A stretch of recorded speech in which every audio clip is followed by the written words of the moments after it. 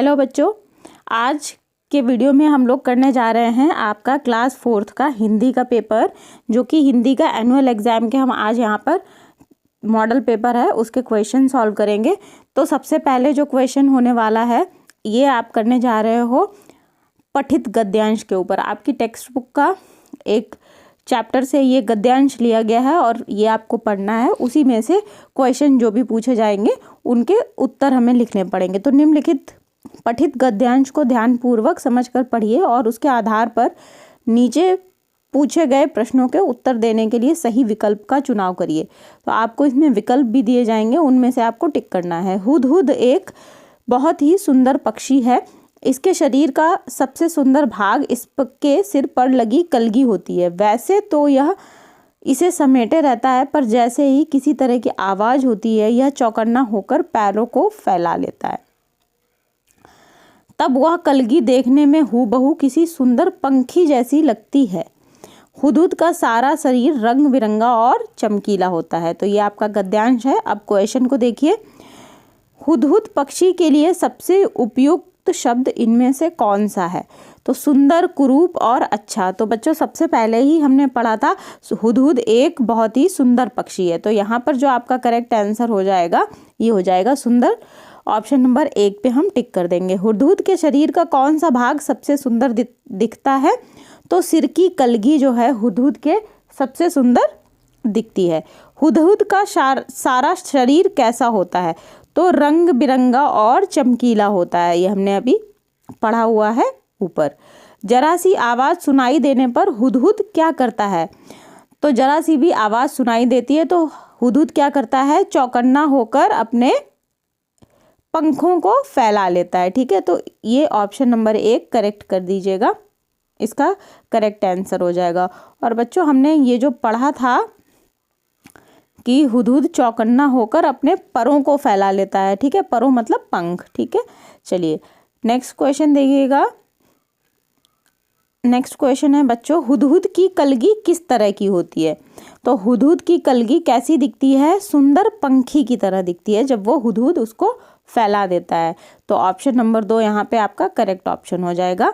अब व्याकरण के क्वेश्चन हैं। व्याकरण देखिएगा। पोथी शब्द का क्या अर्थ होता है? तो पोथी शब्द का अर्थ पुस्तक होता है। ऑप्शन नंबर 3 इस पे टिक करेंगे। दोना शब्द का बहुवचन इनमें से कौन सा है? तो बच्चों दोना का बहुवचन क्या हो जाएगा? दोने हो जाएगा। ठीक है, ऑप्शन नंबर 1 करेक्ट ऑप्शन है। नेक्स्ट क्वेश्चन देखिएगा। स्वतंत्रता शब्द का इनमें से क्या अर्थ होता है? तो स्वतंत्रता का मतलब होता है आज़ादी। तो ऑप्शन नंबर 1 ये आपका करेक्ट ऑप्शन हो जाएगा। अब वर्तनी के क्वेश्चन है। अगला क्वेश्चन देखिए। नीचे कुछ वाक्य दिए गए हैं, उनमें से रेखांकित शब्द को ध्यान से देखो। इन वाक्यों में से कौन सा शब्द सही है? तो बच्चों पहला जो सेंटेंस है, माँ ने मेज पर नाश्ता लगा दिया है। ठीक है, दूसरा सेंटेंस क्या है? माँ ने मेज पर नाश्ता लगा दिया है। तो बच्चों जब हम नाश्ता लिखते हैं तो यहाँ पर ये शरीफे वाला सा लिखते हैं। ठीक है, आधा शाह होता है तो नाश्ता। तो ऑप्शन नंबर 1 ये करेक्ट ऑप्शन हो जाएगा कि माँ ने मेज पर नाश्ता लगा दिया है। नेक्स्ट क्वेश्चन बच्चों देखिएगा। नीचे कुछ वाक्य दिए गए हैं, उनमें से रेखांकित शब्द को ध्यान से देखो।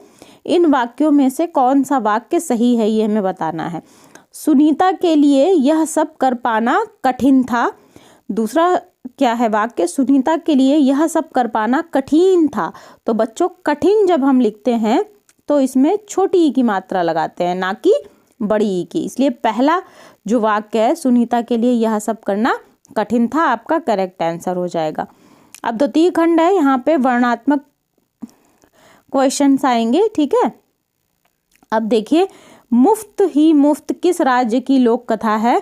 तो बच्चों ये गुजरात की लोक कथा है। ठीक है, किस राज्य की गुजरात कथा है? ये गुजरात की।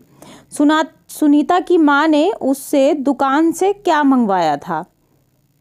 तो बच्चों सुनीता जब जा रही थी दुकान पर तो उसकी माँ ने उससे क्या मंगवाया था? 1 किलो चीनी मंगवाई थी। क्या लिखोगे आप? सुनीता की माँ ने 1 किलो चीनी मंगवाई थी। ठीक है, तो 1 किलो चीनी इसका आंसर हो जाएगा। भिखू भाई क्या खाना चाहते थे? तो बच्चों भीखू भाई क्या खाना चाहते थे? भीखू भाई नारियल खाना चाहते थे, नारियल। ठीक है, नारियल हो जाएगा यहाँ पे, भीखू भाई नारियल खाना चाहते थे। नीना चुन्नू और टिंकू से ही दाल क्यों बनवाना चाहती होगी?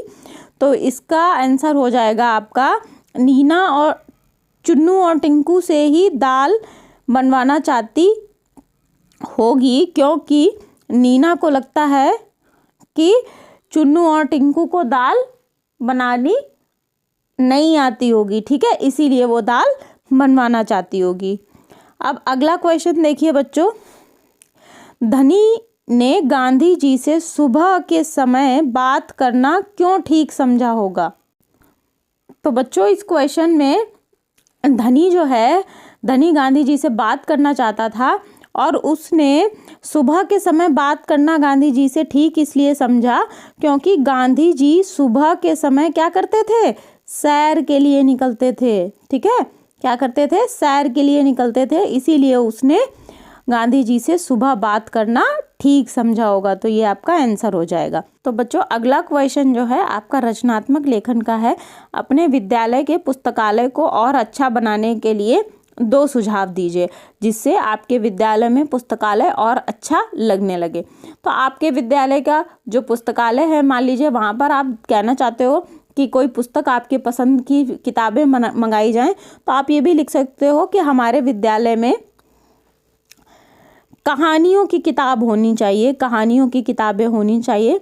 ठीक है, मान लीजिए आपके पुस्तकालय में और न्यूज़पेपर्स अगर नहीं मिलते हैं आपको, तो आप न्यूज़पेपर के लिए भी बोल सकते हो। ठीक है, न्यूज़पेपर के लिए भी बोल सकते हो। ये इस हिसाब से आप अपने सुझाव दे सकते हो। अगला देखिए प्रश्न, मान लीजिए आप डॉक्टर हैं और आपके सामने एक पेट दर्द से परेशान व्यक्ति बैठा है। आप उसकी परेशानी से संबंधित कौन कौन सी 2 बातें पूछेंगे? तो बच्चों जब कभी अगर आपके पेट में दर्द हुआ होगा और आप डॉक्टर के पास गए होगे, तो डॉक्टर ने आपसे सबसे पहले क्या पूछा होगा? डॉक्टर ने पूछा होगा कि आपके पेट में दर्द कब से हो रहा है, कितने समय से हो रहा है। ठीक है, कब से हो रहा है पेट में दर्द। और दूसरी बात आप क्या पूछोगे कि मान लो वो कहता है कि रात से हो रहा है, तो आप कहोगे कि रात में खाने में आपने क्या खाया था। ठीक है, खाने में क्या खाया था, ये आप उससे पूछोगे। चलिए बच्चों अगला प्रश्न देखिए। अगला प्रश्न है, आपने खेत में काम करते हुए एक किसान को देखा। इस किसान के बारे में सोचें तथा बताएं कि आप अगर किसान होते तो क्या करते। तो बच्चों किसान जो है खेत में काम करता है और उसके बारे में आपने देखा, फिर आपने सोचा कि अगर आप किसान होते तो आप कैसी फसल उगाते। मान लीजिए आप बड़े इंटेलिजेंट टाइप के किसान हो, तो आप क्या करते? आप अपने खेत में अनाज उगाते, अनाज के साथ साथ फलों की खेती भी करते। ठीक है, क्या करते? फलों की खेती। ये हो गया आपका फलों की खेती। तो अनाज आप क्या करते? जो आपका खेत है उसमें बीच में आप अनाज लगा देते और ये किनारे किनारे फलों के पेड़ लगा देते, जिससे आपको खाने के लिए फल भी मिलते।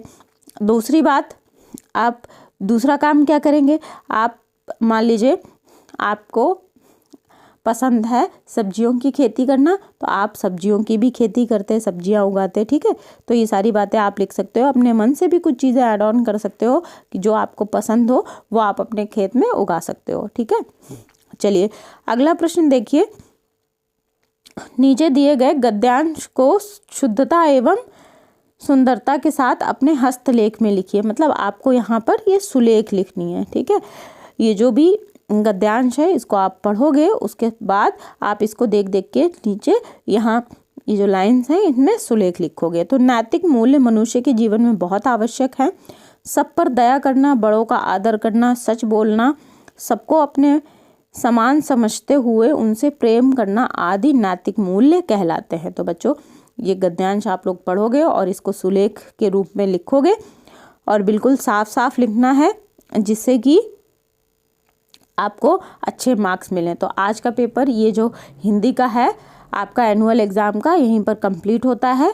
वीडियो को बच्चों लाइक शेयर ज़रूर करिएगा, और अगर चैनल को सब्सक्राइब नहीं किया है तो चैनल को सब्सक्राइब भी कर लीजिएगा, अपने दोस्तों के साथ सब्सक्राइब कर दीजिएगा, जिससे कि वो लोग भी रिवीजन कर सकें और आपका एग्ज़ाम अच्छा सा हो जाए। और अगर आपने इससे पहले के वीडियोज़ नहीं देखे हैं, इससे पहले मैंने आप लोगों के लिए मैथ्स का, ईवीएस का और इंग्लिश का वीडियो भी लाया हुआ है। अगर आपने नहीं देखा है तो उन वीडियोस को भी जाकर के देख लीजिए। वीडियो पसंद आए तो लाइक, कमेंट और शेयर करिएगा। अगले वीडियो में मिलेंगे। थैंक यू बच्चों।